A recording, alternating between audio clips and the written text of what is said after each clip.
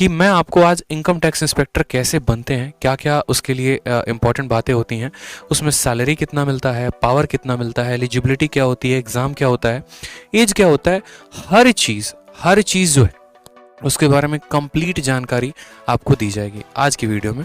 जैसे कि आप सभी को पता है कि मेरा नाम आदित्य रंजन है और मैं खुद सीजीएल सेलेक्टेड हूँ। 2019 में मेरे 644 स्कोर हैं 700 में, और YouTube पर मेरी दोनों स्ट्रैटेजी की वीडियो अपने आप में नंबर 1 पर हिट होती हैं।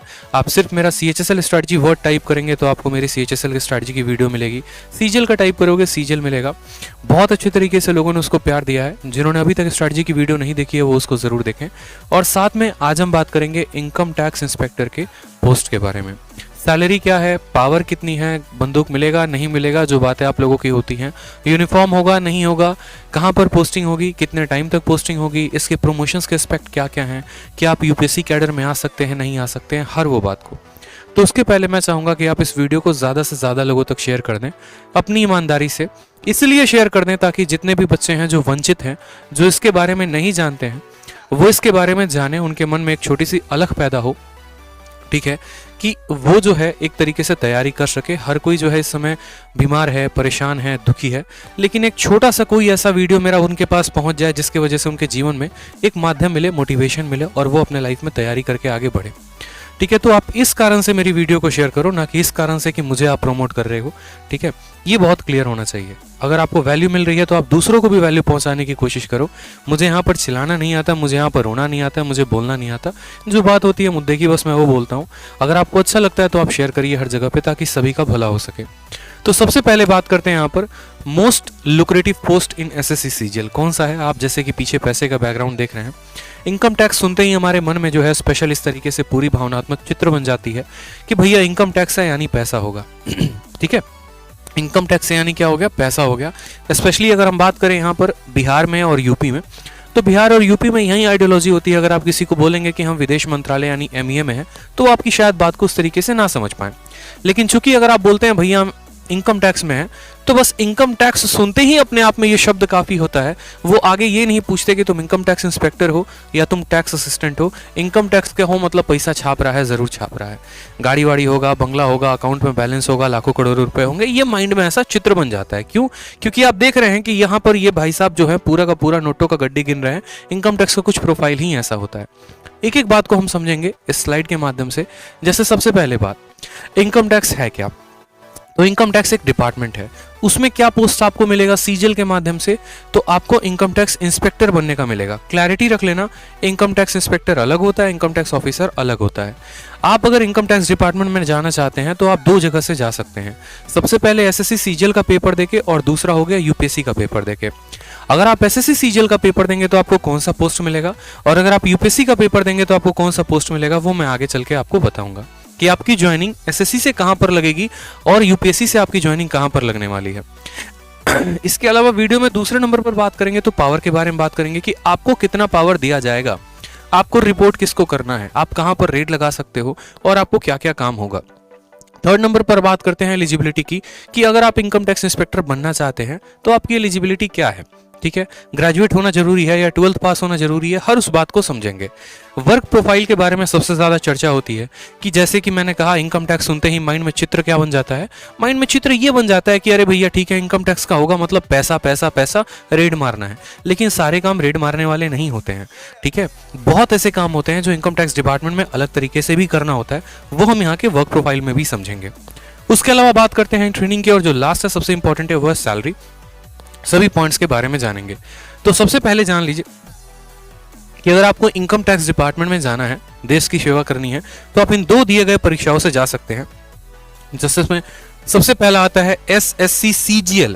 मैं SSC की बात नहीं कर रहा, SSC CGL की बात कर रहा हूं। यानी जो बच्चे जो ग्रेजुएट हैं, कंबाइंड ग्रेजुएट लेवल पर हैं, वो SSC CGL के पेपर को निकालकर इनकम टैक्स डिपार्टमेंट में चयनित हो सकते हैं। और दूसरा हो गया हमारा UPSC के बारे में आप बखूबी वाकिफ हैं। पेपर क्या होता है, साल में एक बार होता है। ठीक है, डिटेल में कभी UPSC के बारे में भी चर्चा कर लेंगे। अगर मानो कि 70,000 रुपए की तनख्वाह वाली नौकरी चाहिए तो ऐसे नहीं है कि गए और जाकर उठा लिया, थोड़ी मेहनत करनी पड़ती है। और मुझे लगता है थोड़ी नहीं, बहुत ज़्यादा मेहनत करनी पड़ती है, बहुत मशक्कत करना पड़ता है।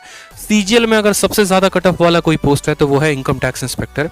आप किसी भी साल का हिस्ट्री उठा के देख लो, 2013, 2014, 2015, 16, 17, 18, सबसे ज्यादा अगर किसी की कट ऑफ जाती है तो इनकम टैक्स इंस्पेक्टर की ही जाती है। उसके बाद बात करते हैं पावर कितना है। तो आप रूबरू हैं इस पोस्ट से, इसमें खतरनाक पावर होता है, ठीक है। बहुत बढ़िया तरीके से आपको अच्छे अच्छे लेवल से दोस्ती होती है। जैसे मानो जिस दिन आपका इनकम टैक्स का रिजल्ट आएगा तो उसी दिन आपका एक ऑटोमेटिक व्हाट्सएप ग्रुप क्रिएट हो जाएगा, ठीक है। उस व्हाट्सएप ग्रुप में भारत में जितने भी उस साल के इनकम टैक्स इंस्पेक्टर सेलेक्टेड है वो सभी के सभी जुड़ जाएंगे। कोई कोलकाता में किसी की पोस्टिंग होगी, किसी की मुंबई में होगी, किसी की कहीं और पर, किसी अलग अलग देशों में होगा। एक तरीके से चंद पल भर के पहले, रिजल्ट आने के पहले आपके कोई दोस्त नहीं थे और रिजल्ट आने के बाद पूरे इंडिया में सभी इनकम टैक्स इंस्पेक्टर्स जो है वो आपके फ्रेंड हो जाएंगे।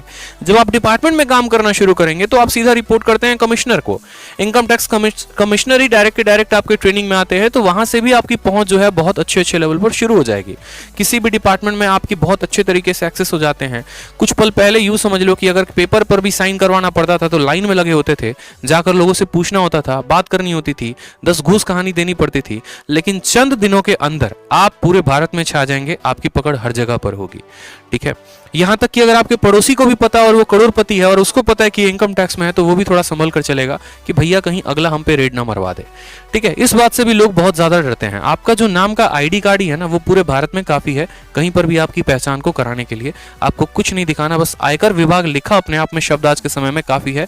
क्योंकि आज के समय में टैक्स की चोरी हो गई, पैसे की चोरी हो गई, हर कोई करता है।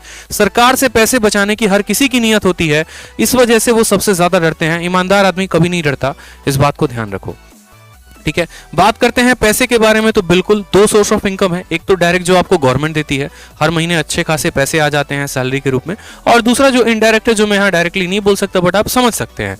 इनडायरेक्ट माध्यम से किस तरीके से, पुरानी प्रथा है, चलते आ रही है, ठीक है। करप्शन जो है वो एक पार्ट है, तो उस करप्शन के कहीं ना कहीं आप भी भागीदार होंगे अगर आप भी इनकम टैक्स में ऊपरवार लेंगे तो। खैर, मैं ये नहीं बोलूंगा आपको लेना सही है या गलत है, वो आपकी चॉइस है। जैसे डॉरी सिस्टम में दहेज प्रथा है, वो आपकी चॉइस होती है कि आप लेते हैं नहीं लेते हैं, उसमें मेरा कोई कमेंट नहीं रहेगा। लेकिन हाँ, पैसे बहुत हैं। अगर आप चाहो तो आप एक दिन में भी, जैसे मेरा एक दोस्त है, खुद है, स्टूडेंट भी है, उसने बताया कि सर हमारा 2018 से वो सिलेक्टेड है। जब वो गए पहले दिन तो उनको ट्रेनिंग में ये बोला गया, उनके जो कमिश्नर है उन्होंने आके ये बात कही कि देखो भैया, बात ऐसी है कि तुम्हारे ऐसे भी दिन आएंगे जिस दिन तुम्हें पहले ही दिन इतनी पैसे ऑफर कर दिए जाएंगे जितने तुम्हारे पूरे 1 महीने की सैलरी है। तो अभी थोड़ा संभल कर चलना, 2-3 महीने बाद जो है अपना देख लेना। यानी अपना देख लेना कहने का मतलब क्या हो गया कि मेरा दोस्त ये बोल रहा था कि वो कहना क्या चाह रहे हैं, कहना क्या ये चाह रहे हैं कि मतलब तुम्हें लेना है, या कहना ये चाह रहे हैं तुम्हें नहीं लेना है। तो ऐसा नहीं है, वो आपके ऊपर डिपेंड होता है। बट हाँ, पैसे हैं, अच्छे खासे पैसे हैं, पावर भी है, पैसा भी है, और सोशल स्टेटस समाज में बहुत ज्यादा है। अगर आप एसएससी सीजीएल में किसी भी पोस्ट में अगर आप लग रहे होते हैं तो सबसे ज्यादा पावरफुल जो पोस्ट है वो इनकम टैक्स की ही है, और उसके बाद दूसरा विदेश मंत्रालय है, ठीक है। थर्ड बात करते हैं एलिजिबिलिटी के बारे में। आप कैसे एलिजिबल होंगे दोस्त, आप इस इंस्पेक्टर पोस्ट के लिए कैसे अप्लाई कर सकते हैं, कैसे बन सकते हैं, क्या एलिजिबिलिटी होगी। हर कोई तो एलिजिबल नहीं हो सकता ना, ठीक है, कि जो मर्जी आया वो इनकम टैक्स इंस्पेक्टर के लिए अप्लाई करेगा, बन जाएगा, ऐसा नहीं है। इनकम टैक्स इंस्पेक्टर बनने के लिए आपको ग्रेजुएट होना जरूरी है। किसी भी यूनिवर्सिटी से आपने ग्रेजुएशन किया है, चाहे आपने ऑनर्स किया है या बीटेक किया है, आप इनकम टैक्स इंस्पेक्टर के फॉर्म के लिए भर सकते हैं, सीजीएल का फॉर्म भर सकते हैं। और उम्र जो है वो 30 साल तक है, 30 साल के बाद आप नहीं भर सकते। कुछ अलग अलग कास्ट में जो रिलैक्सेशन होता है वो आपको मिलेगा, जैसे ओबीसी को रिलैक्सेशन मिलता है, SC ST को रिलैक्सेशन मिलता है, और अदर लोगों को भी। आप सभी का टारगेट जो है वो है इस वीडियो को ज्यादा से ज्यादा लोगों तक शेयर करना, क्योंकि आज जो मैं जानकारी दे रहा हूं वो एक ऐसी जानकारी है जो आपको किताबों में नहीं मिलने वाली है, जो आपको किसी दोस्त से नहीं पता चलने वाला है। अगर पता चल रहा है तो आपको हमारी वीडियो से चल रहा है, और ये बात आप भी जानते हैं। आप जितना ज्यादा शेयर करेंगे, हम उतना ज्यादा एफर्ट लगाएंगे, बढ़िया से बढ़िया कंटेंट आपको बताएंगे, सही चीजों का मार्गदर्शन करेंगे, ताकि आपका विजन क्लियर हो सके और जो सपना है आपका बनने का, उस सपने को आप हकीकत में बदल सको। तो आप सभी जो है हर जगह पे एक पल का अपने अंदर का हट हटाकर वीडियो को तुरंत भावनात्मक रूप से जरूर शेयर करो, हर किसी को शेयर करो, क्योंकि अगला स्टूडेंट भी आपके वीडियो के लिए वेट कर रहा है। आप बहुत ऐसे टेलीग्राम ग्रुप में जुड़े होते हैं, बहुत ऐसे व्हाट्सएप ग्रुप में जुड़े होते हैं, आपको पता है कि आप वहां शेयर कर सकते हो, तो बस वो शेयर कर दो, ठीक है, ताकि बाकी बच्चे भी हमारे साथ जुड़ पाएं। वर्क प्रोफाइल की बात करें यहाँ पर, तो चूंकि ये ग्रुप सी पोस्ट है, ग्रुप बी भी नहीं है, इस मिथ में नहीं रहेंगे, ग्रुप सी पोस्ट है, और यहाँ पर जो सैलरी है वो 4600 ग्रेड पे है। बहुत बच्चों को ये ग्रेड पे शब्द नहीं समझ में आ रहा होगा, सीधा बोलते भैया ग्रेड पे छोड़ो, हमको सैलरी बताओ कितना दोगे, 20 दोगे, 30 दोगे, 50 दोगे, 1 लाख रुपए दोगे। तो देखो गवर्नमेंट का एक टैक्सेशन सिस्टम होता है, एक पैसे देने का सिस्टम होता है, और सिस्टम में क्या होता है, जैसे एसएससी सीजीएल की बात करोगे तो आपको 2800 ग्रेड पे की जॉब है, 4200 की है, 4400 की, 4600 की, 4800 की भी है। 4400 की नहीं है, 4200, 4600, 4800 की है। 4800 डबल ए जिसके बारे में मैंने पिछली क्लास में बताया था, और 4600 में आपको ये सभी आ जाते हैं। 4600 की राइट नाउ जो अभी सैलरी चल रही है वो 70-80 के करीब में चल रही है, ठीक है। और वो शहर टू शहर भी डिपेंड होता है। अगर एक बंदा इनकम टैक्स इंस्पेक्टर लक्षद्वीप में है और दूसरा मुंबई में है तो मुंबई वाले की सैलरी ज्यादा होगी, लक्षद्वीप वाले की कम होगी, क्योंकि जो एचआरए होता है, हाउस रेंट अलाउंस और डियरेंस अलाउंस जो होता है वो वहां पर उस पर्सन को बैठे को ज्यादा मिलता है। 8%, 16%, 24% होता है। जो जितने महंगे शहर में उसकी सैलरी उतनी ज्यादा होती है महंगाई के कारण, ठीक है। बात करते हैं यहां पर काम करने के बारे में। तो इनको काम क्या करना होता है, दो तरह के काम होते हैं, एक होता है असेसमेंट, दूसरा होता है नॉन असेसमेंट। असेसमेंट में अगर बात करेंगे तो जैसे ये सभी के इनकम टैक्स के रिकॉर्ड को वेरीफाई करते हैं कि भैया फलाने आदमी ने कितना भरा, फलाने आदमी ने कितना भरा, कितने कितने सैलरी इन लोगों ने भरी है, ठीक है, और कितना कितना टैक्स गवर्नमेंट को इन्होंने दिया है। इस वजह से अभी आप देख रहे होंगे कि आपके पैन कार्ड को आपके बैंक अकाउंट से लिंक किया जा रहा है, इस वजह से ताकि गवर्नमेंट ये ट्रैक कर पाए कि आपका अकाउंट जो है, आपका पैन कार्ड कितने अकाउंट से लिंक है, आप कितना कितना पैसा किस किस अकाउंट में रखे हुए हो, आप सरकार को दे रहे हो इनकम टैक्स के रूप में पैसा या नहीं दे रहे हो। तो इन चीजों का जो वेरिफिकेशन होता है वो इनकम टैक्स डिपार्टमेंट करती है। नेक्स्ट बात करते हैं टीडीएस के क्लेम के बारे में। टीडीएस का भी क्लेम्स क्या होता है ये ध्यान रखते हैं। जैसे आपको अगर नहीं पता तो टैक्स को रिटर्न भी मंगाया जाता है। जैसे जितने लोग एग्जाम्पल के तौर पे मान लीजिए हम यहाँ नौकरी कर रहे हैं, मुझे यहाँ पर 10 लाख रुपए मिले, लेकिन वो 10 लाख के 10 लाख मैंने खर्च कर दिए और इसी एजुकेशन में ही खर्च किया, तो उसका मैं क्लेम करता हूँ कि भैया मुझे आईटीआर वापस दो, इनकम टैक्स रिटर्न वापस दो, वो भी मुझे मिलता है। तो इन सभी चीजों का लेखा जोखा कौन रखता है, इनकम टैक्स डिपार्टमेंट रखती है। नेक्स्ट यहाँ पर आ गया रिफंड ऑफ कंपनीज, जो कि मैंने आपको बात की कि कंपनी को रिटर्न भी देना होता है। बहुत बच्चों को यही पता होता है कि यार सरकार तो सिर्फ हमसे टैक्स ही लेती है, ऐसा नहीं है। अगर मानिए कि मैंने महीने के 10 लाख रुपए कमाए और 10 लाख के 10 लाख मैंने लोगों को तनख्वाह देने के रूप में दे दिया, कि जैसे मानो 1 लाख रुपए मैंने किराया दे दिया, 1.5 लाख रुपए मैंने वर्कर्स की सैलरी दे दी, बाकी चीजों का मैंने बच्चों को बुक बांट दिया, तो क्या होगा कि जो मेरा टैक्स लग रहा है वो मुझे वापस मिल जाएगा। जो 60-70 हजार रुपए मेरे टैक्स में आएंगे वो वापस आ जाते हैं, उसके लिए मुझे आईटीआर भरना पड़ता है। तो ये सभी चीजों का भी लेखा जोखा कौन रखता है, इनकम टैक्स रखती है। इसके अलावा इंडिविजुअल लोगों पर भी जो नजर है वो हमारे इनकम टैक्स डिपार्टमेंट का काम होता है असेसमेंट के रूप में, ठीक है भाई। सभी वीडियो शेयर कर दो, मैं बार बार बता रहा हूं। अगर आप लोग को अच्छा कंटेंट चाहिए, वाकई में शब्द मेरे ज्यादा बड़े नहीं होंगे, मुझे ज्यादा चिल्लाना नहीं आता है, ज्यादा मुझे बात करनी नहीं आती है, लेकिन आप लोग को कंटेंट देना जो रेलिवेंट अप्रोप्रिएट होगा, जो जेन्युइन गाइडेंस होगी एक बड़े भाई की तरह, वो मैं जरूर करूंगा। तो हर जगह पर वीडियो शेयर कर दो, ठीक है। पोस्ट डिटेल खत्म होने के पहले 1000 लाइव चाहिए दोस्त। उसके बाद बात करते हैं नॉन असेसमेंट के बारे में। तो नॉन असेसमेंट में आपका सबसे इंपॉर्टेंट आ जाता है रेड। रेड मारने के लिए सबसे ज्यादा आप एक तरीके से ऐसे समझो कि आपके मन में सबसे उत्सुकता होती है। ये तो सभी काम होते हैं जो डेस्क जॉब होते हैं, जो आप अपने ऑफिस में कर रहे होते हैं, इसके लिए कहीं पर आपको जाने की आवश्यकता नहीं है। लेकिन हाँ, इसमें एक फील्ड जॉब होता है, वो है आपका रेड, ठीक है। जैसे आपने एनालाइज कर लिया, आपने पूरा का पूरा एकदम अपना जाल बिछा लिया। जैसे अभी कोई पीयूष जैन या आयुष जैन जो भी थे कानपुर में, पूरा का पूरा अपना डिपार्टमेंट सोच समझ के रहती है कि हाँ भैया इसके पास इतने की वेल्थ होगी, ऐसा होगा, इस तरीके से इसने कमाया होगा, चलो इसके ऊपर जो है बढ़िया से रेड मारते हैं। ऐसा नहीं कि आज मन बनाया उनके ऊपर रेड मारना है तो चले जाएंगे। पूरी एक असेसमेंट होती है, वारंट निकलता है, उस वारंट के तहत आपका पूरा का पूरा एक ऊपर से लेके नीचे तक हर ऑफिसर के सिग्नेचर्स होते हैं उसके अंदर, ठीक है। और आपको पूरा अधिकार दिया जाता है, तब आप वहां से जाते हैं वारंट लेकर और आप वहां पर रेड मारते हैं। और रेड सिर्फ 1 घंटे 2 घंटे की नहीं होती है मेरे भाई। जब तक अगले के पूरे पैसे तुमने वसूल नहीं कर लिए ना, तब तक उसके घर पे रेड पड़ी होती है। दीवारें तोड़ दी जाएंगी, पाइप तोड़ दिया जाएगा, जहां से हो सके वहां से पैसे निकाले जाएंगे, phone, tap lines, everything cut out हो जाता है और बढ़िया तरीके की रेड चल रही होती है। इसीलिए कहा जाता है यही रेड में अगर मानो आपने 1000 करोड़ का रेड मारा तो अगला बंदा जो है कहीं ना कहीं उसका 10% 20% तो आपको ऑफर कर ही देता है कि सर इतना ले लीजिए और बाकी पैसा छोड़ दीजिए। तो आपको पता है कि अगर 100 करोड़ का 10% आपको ऑफर हो रहा है तो आप खुद समझदार है, कैलकुलेट करने के लिए इतना मैथ तो आप पढ़ते ही हैं कि आपको एक दिन में कितना रुपया मिल गया, ठीक है। बट अब ऐसा नहीं होता है, इतनी बातें नहीं देखी जाती हैं, वो आप डिपार्टमेंट में जाओगे तो आपको पता चल जाएगा। नेक्स्ट बात करते हैं सैलरी के बारे में। तो जो यहाँ पर सैलरी है वो कम से कम राइट नाउ अभी 70-72 हजार से ऊपर की है, ठीक है। और यहाँ पर आपको एक और बात बताऊं तो पूरे सीजीएल में 2 ही पोस्ट हैं जो आपको पेट्रोल बिल देते हैं और मोबाइल बिल देते हैं। वो आपका एक हो गया इनकम टैक्स इंस्पेक्टर और एक के बारे में मैंने बता रखा है, ठीक है। पेट्रोल बिल क्यों दिया जाता है? क्योंकि अगर आप पहले की बात करोगे आज से 10-15 साल पहले, तो हर किसी के पास बाइक नहीं थी, हर किसी के पास जो है वो कार नहीं थी, और अलग अलग दफ्तरों में जाकर अलग अलग काम कराने होते थे, तो सरकार उस समय आपको ट्रैवलिंग का अलाउंस देती थी वो पेट्रोल बिल के नाम पे, कि आप जा रहे हैं तो महीने का आपका 30 लीटर फिक्स कर दिया गया है और 30 लीटर का आपको पैसा दिया जाएगा। तो राइट नाउ अभी 2500-2600 रुपए जो है वो सैलरी के अलावा पेट्रोल बिल पे अलग मिलते हैं। और मोबाइल डेटा भी बहुत सस्ता हो गया है, बट अभी भी मोबाइल बिल जो है आपको मिलता है, और इसके अलावा आपको एचआरए भी मिलता है, यानी जो आप रहते हैं जिस शहर में, आपका जो किराया आता है वो भी आपको दिया जाता है। अब जो सबसे इंपॉर्टेंट है मेरे दोस्त ना, वो ये है प्रमोशन। इस बात को ध्यान रखो, हमेशा अपने माइंड में इस बात को फिट कर लो। आप जैसे ये बात सोचते हो ना कि यार इनकम टैक्स इंस्पेक्टर के रूप में लगे तो आजीवन इनकम टैक्स इंस्पेक्टर ही रहेंगे, ऐसा नहीं है। ठीक है, आप जिस तरीके से सरकार को अपनी सेवाएं देते रहते हैं, उनको भी इस बात का ध्यान होता है कि अगला हमारे लिए बहुत मेहनत कर रहा है, तो इसका भी ध्यान रखा जाए, और उसी तरीके से आपका यहाँ पर प्रमोशन भी चल रहा होता है।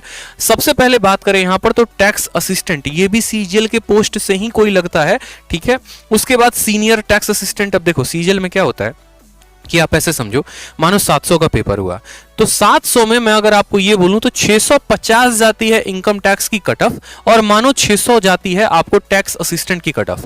यानी मेरे दो दोस्त हैं, राम है और श्याम है, दोनों ने ऐसे सीजीएल की तैयारी की, दोनों ने पेपर को दिया, राम के नंबर 600 आए और श्याम के नंबर 650 आए, कट ऑफ गई 650, तो श्याम जो है हमारा इनकम टैक्स इंस्पेक्टर बन गया, और राम उसी एसएससी सीजीएल पोस्ट से बेचारा टैक्स असिस्टेंट बन गया। तो क्या कभी राम इनकम टैक्स इंस्पेक्टर बन पाएगा? तो जी हां, बिल्कुल बन पाएगा।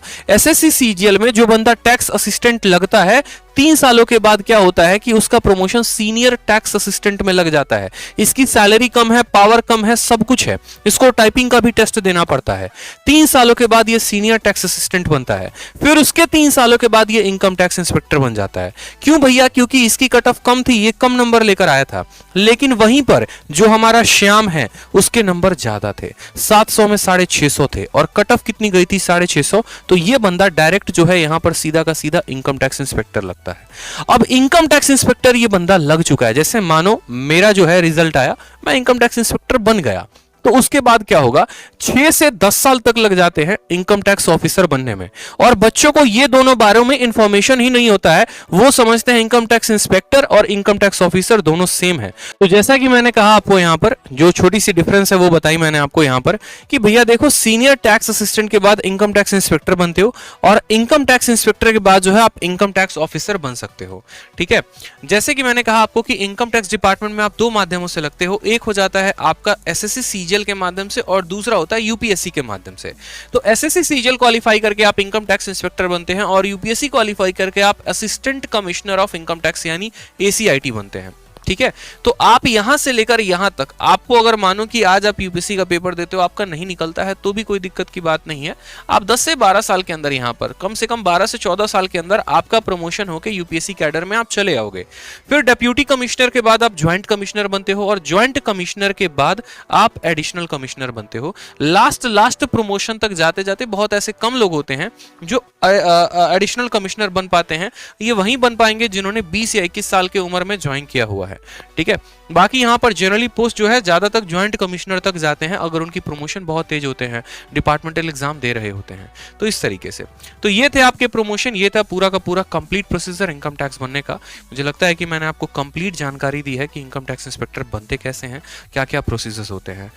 कहते हैं ना कि अगर किसी भी चीज को काटना है तो चाकू को धार लगाओ पहले, तो शायद अच्छे से। जैसे एक लकड़े वाली कहानी आपने सुनी होगी कि पहले पेड़ काटने के पहले 2 लकड़े थे, एक जो है जाएगा पेड़ काटेगा, सिर्फ और सिर्फ पेड़ काटेगा, और दूसरा होगा कि आधा घंटा अपने कुल्हाड़ी पे जो है धार लगाएगा, फिर पेड़ काटेगा, फिर धार लगाएगा, फिर पेड़ काटेगा, और वो ज्यादा पेड़ काट पाएगा कम समय में। यही कहानी है। हम डेली के क्लासेस को पढ़ते हैं सर, ठीक है, बहुत अच्छी बात है, लेकिन डेली हमारे लाइफ में खुद इतनी घटना हो रही होती है, हम बहुत ज़्यादा नेगेटिव हो चुके होते हैं, हमारा पढ़ाई में उस तरीके से मन नहीं लग रहा होता है। तो मेरा मानना ये है कि कुछ ऐसी बात हमें पता चल जाए जो हमारे एक तरीके से जो है सबसे ज़्यादा पढ़ाई में मदद कर सके, वो हम काम को करें। जैसे मानो यहाँ पर एक ऐसा जैसे पोस्ट का डिटेल हो गया जो आपको मोटिवेटेड रखेगा थ्रू आउट द डे। आप इंग्लिश पढ़े हो तो मोटिवेटेड हो गए, आप मैथ्स पढ़े हो, सर रीज़न तो पता हो सर आप क्यों पढ़ रहे हैं, तो ये एक वो रीजन है, वो असलियत रीजन है। आज बहुतों के दिल में ये बात मैं आपसे गारंटी कह रहा हूं, बहुतों ने आज फिक्स कर लिया होगा बनना है तो इनकम टैक्स इंस्पेक्टर ही बनेंगे, जहां पावर ज्यादा, सोशल स्टेटस ज्यादा, पैसा ज्यादा, और ये काम ये आपको सेशन से बेनिफिट मिलता है। आप तय करते हैं रोज, आप नए पोस्ट के बारे में जानते हैं, आप उनकी खूबियां जानते हैं, आपको पता होता है कि यार एसएससी सीजीएल निकाल रहा हूं तो फायदे क्या क्या हैं, क्या बन सकता हूं, क्या नहीं बन सकता हूं, और ये बहुत ज्यादा जरूरी है। रोज के सेशन में 10-15 मिनट इसके ऊपर चर्चा होनी चाहिए कि पढ़ रहे हैं तो क्यों पढ़ रहे हैं, क्या बनना है, और ये बहुत महत्वपूर्ण है। इसलिए मैं कहता हूं इस वीडियो को ज्यादा से ज्यादा लोगों तक शेयर करो। इसके अलावा हमेशा मेरी इस बात को ध्यान रखना, हमेशा, चूंकि मैंने जीवन में इसको अपना उसूल माना है और मैं हमेशा मानता हूं कि अपनी मंजिल को भुलाकर जिया तो क्या जिया, अपनी मंजिल को भुलाकर जिया तो क्या दिया, है दम तुझ में, ठीक है दम तुझ में तो उसे पाके दिखा। अपनी मंजिल को भुलाकर जिया तो क्या जिया, है दम तुझ में तो उसे पाके दिखा।